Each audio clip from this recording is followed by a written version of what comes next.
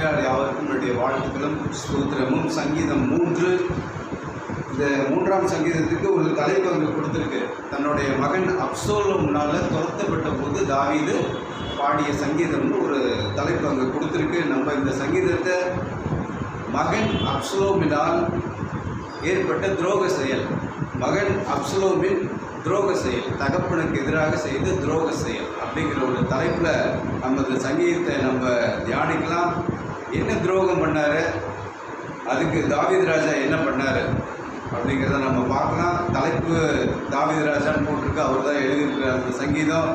இந்த சங்கீதத்தோட சுருக்கம், மகன் அப்சலோம் மற்றும் எதிரிகளிலிருந்து தப்பித்து சென்ற தாவீது தனக்கு ஏற்பட்ட சங்கடமான சூழ்நிலையில் கடவுள் மீது நம்பிக்கை வைத்து செய்த ஒரு பிரார்த்தனை. என்ன துரோகம்?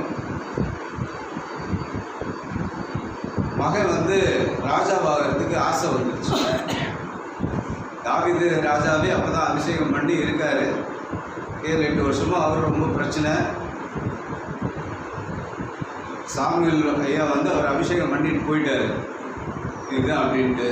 அதுக்கப்புறம் பார்த்தா இவருக்கு அரசாட்சி பண்ணுறதுக்கு உண்டான சூழ்நிலையை அமையல. 8 வருஷம் பெரிய பாடுகள். இதில் ஏகப்பட்ட துரோகங்கள். குடும்பத்தில் மனைவியால் துரோகம், மனைவியால் பிரச்சனை அவருக்கு, மாமனார்னால பிரச்சனை. மாமனார் அடித்து விரட்டிகிட்டே இருந்தார், துரத்திக்கிட்டே இருந்தார். எப்படியோ அந்த மனைவி தப்பிக்க விட்டு ஓட விட்டுட்டா. புடவையை கட்டி இறக்கி விட்டு நீ ஓடிடு, எங்கள் அப்பட்ட மாட்டிடாத அப்படின்னு அதில் தப்பிச்சு ஓடினார். நண்பர்களால் துரோகம். இவர் கூடவே இருந்துட்டு இங்கே நடக்கிறதெல்லாம் போய் சொல்லி கொடுத்துருவாடுங்க. நண்பர்களால் துரோகம். இப்போ மகனால் துரோகம். மகனுக்கு என்ன அப்படின்னாக்க, நகரத்து வாசலில் உட்காந்துக்கிறது. ஒரு 30-40 பேரை கூப்பிட்டு வச்சு நகரத்து வாசலில் உட்காந்துக்கிறது. எப்படி ராஜாட்ட இப்போ பாஸ்டர்கிட்ட நம்ம ஆலோசனை கேட்கறதுக்கு போகும் இல்லையா, நமக்கு எதுனா பிரச்சனைனாக்க பாஸ்டர் ஆலோசனை கொடுங்க, எனக்கு என்னுடைய ரட்சிப்புக்கு வழி கொடுங்க, விடுதலைக்கு வழி கொடுங்கன்னு கேட்க போகும் இல்லையா.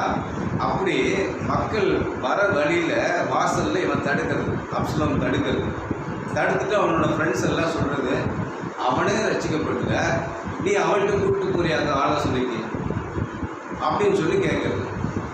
தாவீது ராஜாவை சொல்கிறது, அவனுக்கே ரட்சிப்பு இல்லை கடவுள்கிட்ட, அவனே ரசிக்கப்படல, நீ எப்படி கூட்டிகிட்டு போய் நீ ஆட்களை கூட்டிகிட்டு போய் அங்கே எப்படி உனக்கு என்ன ஆலோசனை கிடைக்கும் அப்படின்னு சொல்லி இது தாவீது ராஜாவை ரொம்ப அவரை அடித்ததோ, துரத்துனதோ, அவமானப்படுத்தினதோ, விரட்டினதோலாம் அவருக்கு பெரிய பாடு இல்லை. கர்த்தர் என்னோட இல்லைன்னு சொல்லிட்டானுங்களே, ஆண்டவர் என்னோட அபிஷேகம் நான் வாங்கியிருக்கேனே, அது அவருக்கு ரொம்ப மன வருத்தம்.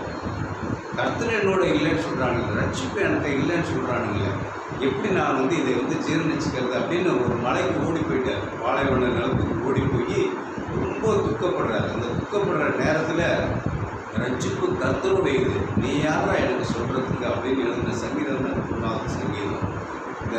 இதனோட சிறப்பு என்னென்னா, 3-8வது வசனம், ரட்சிப்பு கர்த்தருடையது.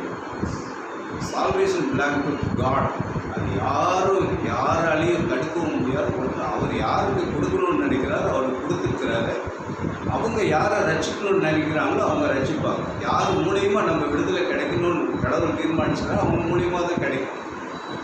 அதை யாராலையும் தடுக்க முடியாது. அப்படிங்கிறத பாதுகாப்பு, ஒரு தைரியம், ஒரு நம்பிக்கை, கடவுள் மேலே ஒரு பற்றுறுதி, ஒரு தனிப்பட்ட ஜபத்துக்கு உண்டான ஒரு பதில், ஒரு மன அமைதி, இதெல்லாம் சொல்லியிருக்காரு. தாவீது ராஜா நல்லா தூங்கி எழுந்திரிச்சுன்னு சொல்கிறார். அப்படி ஒரு காட்டுக்குள்ளார ஓடி போயும் நல்ல தூக்கத்தை ஆண்டவர் எனக்கு கொடுத்தாரு, மன நிம்மதியான ஒரு இதை கொடுத்தாரு, நான் அவர் மேலே நம்பிக்கை வச்சேன், அவர் எனக்கு ஜெபத்தை கேட்குற சக்தி அவருக்கு இருக்கிறத நான் உணர்ந்தேன், எனக்கு செயல்கள் மூலியமாக பதில் கொடுத்தாரு. அவர் நேரடியாக என்கிட்ட பேசி பதில் கொடுக்கல, நான் பேசுகிறத கேட்டார், கேட்டு செயல்கள் மூலிமா எனக்கு பதில் கொடுத்தாரு அப்படின்னு இந்த சங்கீதத்தில் சொல்லியிருக்கிறது. இந்த சங்கீதத்தோட சிறப்பு, கடவுள் கூட நம்ம ஜெபத்தெல்லாம் அவர் கேட்பார். உடனே யார் மூலியமாக பேசணும் அப்படிங்கிற அவசியம்லாம் இல்லை நேரில் நம்மகிட்ட கூப்பிட்டு பேசி நமக்கு பதில் சொல்லணும்னா இல்லை, அவர் செயல்களில் காட்டிகிட்டே போவார். அதை நம்ம உணரணும். அதை நீங்கள் கவனிச்சுக்கிட்டே இருந்தால் தான், அந்த லைனில் இருந்துக்கிட்டே இருந்தால் தான் அவர் என்ன உதவி நமக்கு செஞ்சுருக்காரு, நான் கேட்டது என்ன, அவர் எப்படி அந்த லைனை எனக்கு கரெக்டாக கொடுத்துருக்காருன்றது தெரியும். அப்போ அந்த இதுக்குள்ளாரியே இருக்கணும். வசன பிரிவுகளாக நம்ம வந்து 2 வசனமாக என்ன சொல்லுது அப்படின்னு சொல்லி பார்க்கலாம். 1-2 வசனங்கள். விரோதிகள் தொல்லையும் அவமான பேச்சும், அதுதான் முதல் 2 வசனத்தில் இருக்கிறது. அவருக்கு இருக்கிற இந்த குடும்பத்துக்குள்ளேயே இருக்கிற எதிரிகள், துரோகம் செய்த நண்பர்கள், அரசியல் எதிரிகள், அப்படியே ஏகப்பட்ட பேர் எனக்கு பெருகிட்டாங்க கடவுளே. இவைகளை எல்லாம் சமாளித்து நான் வந்து தாங்கி கொண்டேன். ஆனால் இவனோட கடவுள் இல்லை என்று சொன்ன வார்த்தையை என்னால் வந்து தாங்க முடியல ஆண்டவரே, இது பெரிய கலக்கமாக இருக்குது அப்படின்னு சொல்லி ஆண்டவர்கிட்ட வந்து ஒரு ஜெபிக்கிறத நம்ம பார்க்கணும். 1-2 வசனங்கள்ல இப்படிப்பட்ட துரோகிகள் எனக்கு நிறைய பெருகிட்டாங்க. 3-4 வசனங்களில் கடவுள் மீது நம்பிக்கையின் வெளிப்பாடு. அவர் கடவுள் மீது வைத்த நம்பிக்கை, அவர் ஜெபத்துக்கு கடவுள் வந்து பதில் கொடுப்பார் கண்டிப்பாக அப்படிங்கிற ஒரு நம்பிக்கையின் வெளிப்பாடு. 3 விதமான நம்பிக்கைகள் அவர் சொல்கிறார். என்னுடைய உயிருக்கு பாதுகாப்பு கடவுள் தான் தருவார். என்னுடைய அபிஷேகத்தை நான் அதை விட்டு விலகிறாதபடிக்கு என் மேலே இருக்கிறதுக்குரிய பாதுகாப்பு அவர் தான் தருவார். என்னுடைய பதவி, அவர் வந்து ராஜாவாக என்னை அபிஷேகம் பண்ணார், அதில் என்னை நிலைத்து நிற்கக்கூடிய ஒரு உதவியும் அவரால் தான் செய்ய முடியும். நம்ம வாழ்க்கையில் நமக்கு இருக்கிற பதவி, நமக்கு இருக்கிற அபிஷேகம், நம்மகிட்ட இருக்கிற உயிர், இது 3மே அவரால் கொடுக்கக்கூடியது தான். அவர் நமக்கு வந்து பாதுகாப்பாக வைத்திருக்கிறது தான் அப்படின்னு சொல்லி தாவீது இங்கே நம்புகிறார். அதே மாதிரி நம்மளும் நம்புவோம். நம்ம மேலே இருக்கிற அபிஷேகமோ, நமக்கு இருக்கிற பதவிகளோ, நமக்கு இருக்கிற ஸ்தானமோ கடவுள் நமக்கு கொடுத்தது அப்படின்னு தினம் நன்றி சொல்லுவோம். அவரை இன்னும் கொஞ்சம் மேலே ஏற்றிக்கிட்டே போவார். நீங்கள் இதை நினச்சி உணர்வோடு சொல்லிகிட்டே இருந்தீங்கன்னா உங்களோட பதவிகளில், உங்களோட அபிஷேகத்தில், உங்கள் வாழ்க்கையில் பாதுகாத்துக்கிட்டே போவார். 2வது, உங்களை யாரும் துரோகம் நினைக்க மாட்டேன். துரோகம் நினைச்சா தானே உயிர்.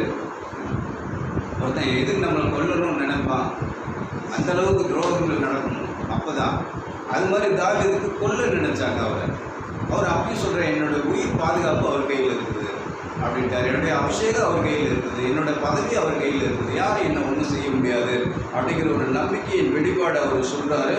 கடவுளோடு என்னால் பேச முடிகிறது, அவர் கேட்கிறார், பதில் அவருடைய செயல்பாடுகளில் நான் அறிந்து கொள்கிறேன், அதனால் யாரும் என்ன ஒன்றும் பண்ண முடியாது அப்படின்னு தைரியமாக சொல்கிறார். 5-6 வசனங்கள். இக்கட்டு நேரத்திலும் இக்கட்டுகள் இன்பமாக இருப்பது எப்படி அப்படின்னு தாவீது சொல்லித்தரார். எப்படி சொல்கிறாரு பாருங்க. 1000 எதிரிகள் என்னை நோக்கி வந்தாலும், இவர்கிட்ட வந்து நேரடியாக யாரும் வரல, வஞ்சனை, துரோகம் இதுதான் நிறைய பண்ணாங்க. போய் போட்டு கொடுக்கறது, மக்கள்கிட்ட சொல்கிறது, மகன் சொல்கிற மாதிரியே சவுல்கிட்ட போய் சொல்கிறது, இங்கே நடக்காததெல்லாம் அங்கே போய் சொல்லி கொடுக்குறது. இந்த மாதிரி வஞ்சனை, இந்த மாதிரி துரோக செயலில் நிறைய பேர் இவர்கிட்ட ஈடுபட்டாங்க. அப்போ இவர் வந்து அதாவது நேருக்கு நேர் இவர்கிட்ட மோத முடியாது, ஏன்னா சிங்கத்தையே வாயை குழந்தவர். இவர்கிட்ட நேருக்கு நேர் போக முடியாது. நேரடியாக படையிலெல்லாம் இருந்தவர் இவருக்கு வந்து அந்த தைரியம்லாம் இருக்குது. நேரடியாக மோத மாட்டாங்க. இவர்கிட்ட வந்து வஞ்சனையில், துரோகத்தில் நிறைய பேர் போடுவாங்க. அப்போ அவங்களுக்கு தான் இவர் வந்து சொல்கிறாரு, நீங்கள் யாராக இருந்தாலும் என்னை சூழ்ந்து நில்லுங்க, உங்கள் மத்தியில் நான் வந்து தூங்கி எழுந்திருப்பேன். அது வரைக்கும் என்னை ஒன்றும் பண்ண முடியாது. நான் நிம்மதியாக தூங்கி எழுந்திருப்பேன், விழித்தவுடன் நான் வந்து கடவுளை பார்ப்பேன் அப்படின்னு சொல்லி, இங்கே எப்படிப்பட்ட இக்கட்டான நேரமாக இருந்தாலும் நான் இன்பமாக இருப்பேன். தூக்கம் வரலைன்னா பெரிய இன்பமே போயிடும் இல்லைங்களா? தூங்காமல் 10 நாள் இருந்து பாருங்க, அப்போ தான் கஷ்டம் தெரியும். அந்த தூக்கத்தை ஆண்டவர் எனக்கு இவ்வளோ பெரிய சங்கடம், கொன்றுவானுங்க, சுற்றி நிற்கிறானுன்னு இருந்தாலும் எனக்கு தூக்கத்தை நல்லா தூங்குறாரு அப்படின்னு சொல்லி அவர் சொல்கிறத நம்ம பார்க்குறோம். கடைசி வசனம், ரட்சிப்பு கர்த்தருடையது, ஆனால் அந்த ரட்சிப்பு யாருக்குடையது, அது யாருக்கு அவர் கொடுப்பார் அப்படின்னு சொல்லி இந்த சங்கீதத்தை நம்ம பிடிக்கிறத பார்க்குறோம். தன்னை மீட்குமாறு கடவுளை அழைத்த தாவீது பாதுகாப்பது மட்டுமின்றி எதிரிக்கு தண்டனையும் தருவார் என்று அவர் நம்புகிறார். அவரை நம்பும் மக்களுக்கே ரட்சிப்பு கிடைக்கும், அவரை நம்பும் மக்களையே அவர் மீட்பார். அதே நேரத்தில் அவருக்கு விரோதமாக எதனா காரியங்கள் செஞ்சீங்கன்னா அந்த தண்டனை வந்து கடவுள் தருவார், நீ கொடுக்காத அப்படின்னு சொல்லி அவர் இந்த இடத்துல ஒரு உறுதியை சொல்கிறார். என்னுடைய எதிரிகளுக்கு தண்டனை நான் கொடுக்க மாட்டேன், கடவுள் அதை பார்த்துக்குவார், அந்த தண்டனை அவர் கொடுப்பாருன்றதை நான் நம்புகிறேன். நான் அவரை நம்புறதுனால அவர் என்னை பாதுகாப்பார் அப்படிங்கிறதையும் நான் நம்புகிறேன். அப்படின்னு அந்த கடைசி வசனத்தை சொல்லி முடிக்கிறாரு. இந்த சங்கீதத்தில் இயேசு கிறிஸ்துவின் வாழ்க்கையில் நடந்த அவருக்கு ஏற்பட்ட ஒரு அவமானம், அவரையும் இப்படி தான் அவமானப்படுத்தினாங்க. மத்தேயு 27 படிங்க, 27ல் 42 43.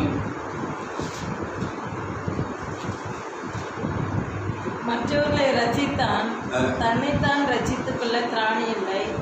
இவன் இஸ்ரவேலின் ராஜாவானால் இப்பொழுது சிலுவையிலிருந்து இறங்கி வரட்டும், அப்பொழுது இவனை விசுவாசிப்போம்.